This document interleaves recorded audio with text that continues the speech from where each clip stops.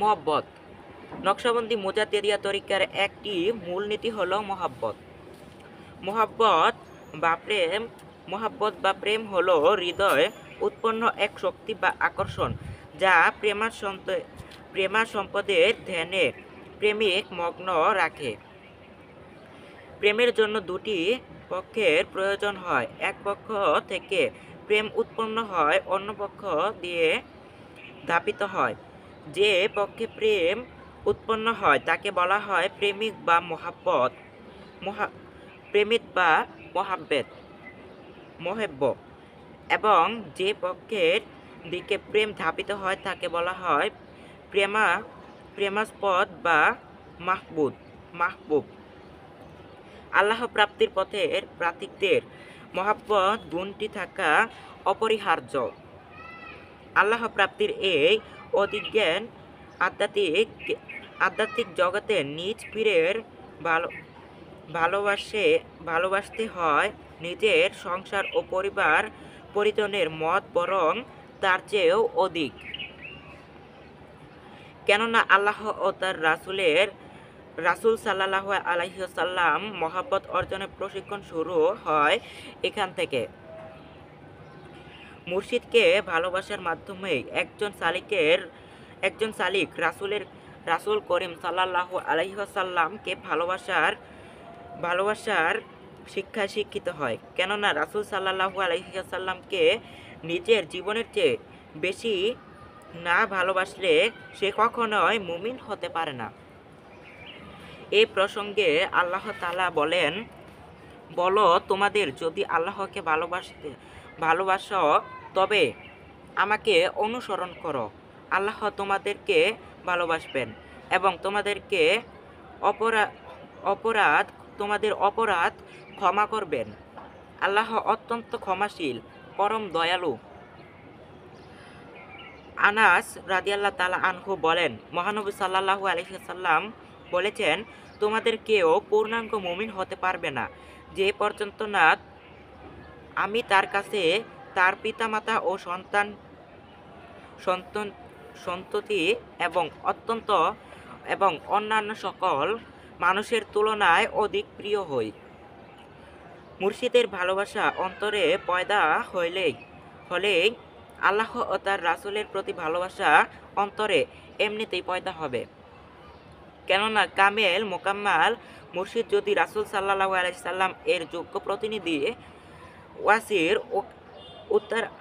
উত্তরাধিকারী নকশবন্দি মুজাদ্দিদিয়া তরিকার পীরের মহব্বত তাসাব্বুবের ভিত্তিতে সংস্থাপিত। মহব্বত দ্বারা আল্লাহর অন্বেষী ব্যক্তি প্রতি মুহূর্তে পীর নিকট থেকে ফায়েজ হাসিল হয়। যে সালিক তার রাসূল তার মুর্শিদের মধ্যে অত্যন্ত প্রগাঢ় সম্পর্কিত হয়, পীরের একাস্য বা প্রেমিকত্বই আল্লাহর প্রাপ্তির সর্বাপেক্ষা সহায়তার রাস্তা।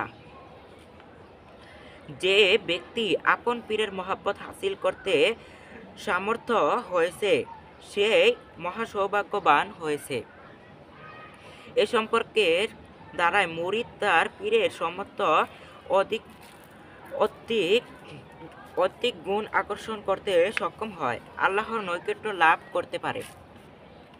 কেননা সালিক নিজ পীরকে ওই সমস্ত ব্যক্তির উপর ফজিলত বা শ্রেষ্ঠত্ব প্রদান করেন না যাদের বুজুর্গি এবং আজমত বা শ্রেষ্ঠত্ব শরীয়তের মধ্যে নির্ধারিত আছে। কেননা এমন ধারণা বহুল্যের কারণ হয়ে থাকে, যা নিন্দনীয়। অতএব আমরা বলতে পারি যে খাজা এনায়েতপুর রহমতুল্লাহ আলাই কর্তৃক সংস্কৃত তরিকার মূল নীতিগুলোর মধ্যে মহব্বত একটি উল্লেখিত গুরুত্বপূর্ণ মূলনীতি। কেননা পীর মুরিদের পথ ও পদ্ধতি হলো আল্লাহর সাথে আদমের স্রষ্টার সাথে সৃষ্টির প্রেমের একটি নকশা। যে নকশার মাধ্যমে মাবুদ এবং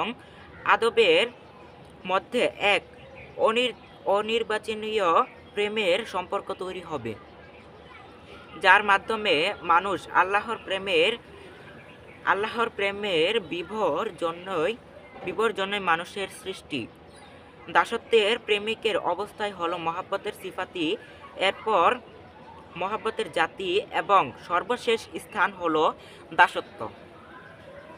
আর মহাব্বতের প্রশিক্ষণ দান করা নকশবন্দি মুজাদ্দিদিয়া তরিকার সুফি সাধকগণ। তাই মহাব্বত এই তরিকার মূলনীতিগুলোর মধ্যে স্থান লাভ করেছে।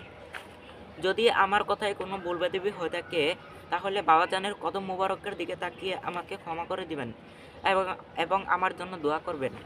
এই ভিডিওটি বেশি বেশি শেয়ার করে অন্যান্য জাকের ভাই বোনদেরকে দেখার সুযোগ করে দিবেন। সকল জাকের ভাই বোনদের প্রতি আমার ভক্তিপূর্ণ সালাম রইল। আসসালামু আলাইকুম ওয়া রাহমাতুল্লাহি ওয়া বারাকাতুহু।